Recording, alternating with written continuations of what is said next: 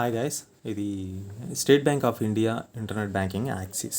So login అవ్వాలంటే ఇలా login అయిపోవచ్చు. కానీ లాగిన్ అవ్వడానికి ముందు మనకి ఇంటర్నెట్ బ్యాంకింగ్ యాక్సెస్ అనేది కావాలి.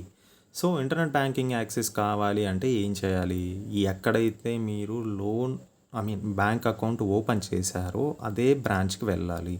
ఫర్ ఎగ్జాంపుల్ మీరు హైదరాబాద్ బ్రాంచ్లో మీరు స్టేట్ బ్యాంక్లో అకౌంట్ ఓపెన్ చేశారు. మీరు అక్కడికి వెళ్ళే ఇంటర్నెట్ బ్యాంకింగ్ యాక్సెస్ అడగాలి. మనము లేదు దానికి సంబంధించిన బ్యాంక్స్ ఎక్కడెక్కడ ఉన్నాయి కదా, ఇక్కడ కూడా ఉన్నాయి, మా ఇంటి పక్కన కూడా ఉంది, నేను వెళ్ళి చేసుకుంటాను అంటే వాళ్ళు చేయరు. ఈ బ్యాంకే కాదు, ఏ బ్యాంకు కూడా ఆ ప్రాసెస్ నాకు తెలిసి చేయదు. బ్యాంక్ ఆఫ్ బరోడాలో కూడా సేమ్ ప్రాసెస్ చేయమంటే కూడా చేయలేదు వాళ్ళు.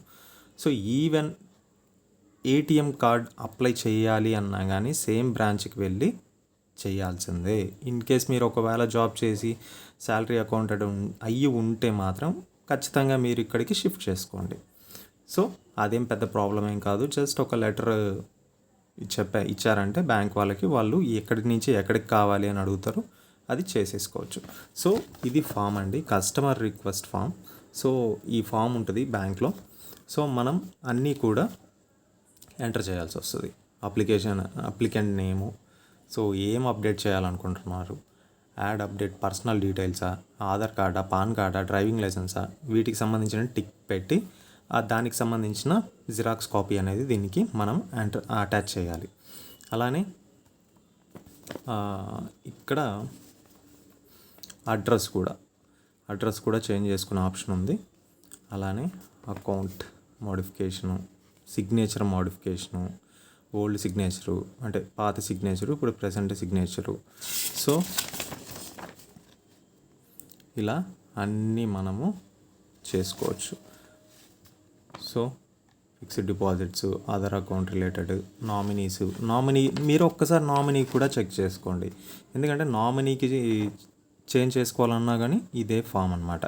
ఏం లేదు, మిగతా వాటిలో మీకు ఏదైతే మీరు ఆప్షన్ సెలెక్ట్ చేసుకుంటారో ఆప్షన్ మాత్రమే టిక్ చేయండి, మిగతావన్నీ బ్లాంక్గా వదిలేయండి. ఏం నో నీడ్ అన్నీ ఫిల్ చేయాలి అన్న అవసరం లేదు. సో మ్యారేజ్ అయిన వాళ్ళు ఖచ్చితంగా నామినీ అనేది అప్డేట్ చేసుకోండి. సో ఇప్పుడు అకౌంట్ ఓపెన్ చేసినప్పుడు ఫాదర్ నేమో మదర్ నేమో పెట్టుంటాం. సో ఒక్కసారి మీకు నచ్చితే అప్డేట్ చేసుకోండి. సో ఇక్కడ మనకే కావాల్సిన ఇంటర్నెట్ బ్యాంకింగ్ సర్వీసెస్ అనేది వచ్చేసింది. సో మనం ఇక్కడ యాక్టివ్ చేయాలా, ఏం చేయాలి? సో ఇవన్నీ కూడా మనం ఇచ్చేస్తే బెనిఫిషరీ నేమ్ ఏంటి, సో బెనిఫిషరీ నేమ్, బ్యాంకు అన్నీ కూడా మనకి ఒక సీల్డ్ కవర్లో మనకి బై పోస్ట్ వస్తాయి. సో బై పోస్ట్ వచ్చినప్పుడు ఫస్ట్ మనము మిగిలిన పిన్ అనేది మనమే జనరేట్ చేసుకోవాల్సి వస్తుంది. అలానే మొబైల్ నెంబర్ చేంజ్ చేసుకోవాలన్నా కానీ ఇదే ఫామ్ అనమాట. సో అది కూడా మీరు చేంజ్ చేసుకోవచ్చు. సో లాకర్కి సంబంధించింది అక్నాలెడ్జ్మెంట్. సో మళ్ళీ ఒకసారి చూసుకోండి, కస్టమర్ రిక్వెస్ట్ ఫామ్. ఈ ఫామ్ అనేది ఖచ్చితంగా ఉండాలి.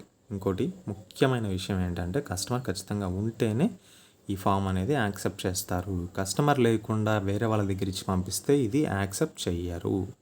ఇది ఖచ్చితంగా గుర్తుపెట్టుకోవాలి. ఓకేనా?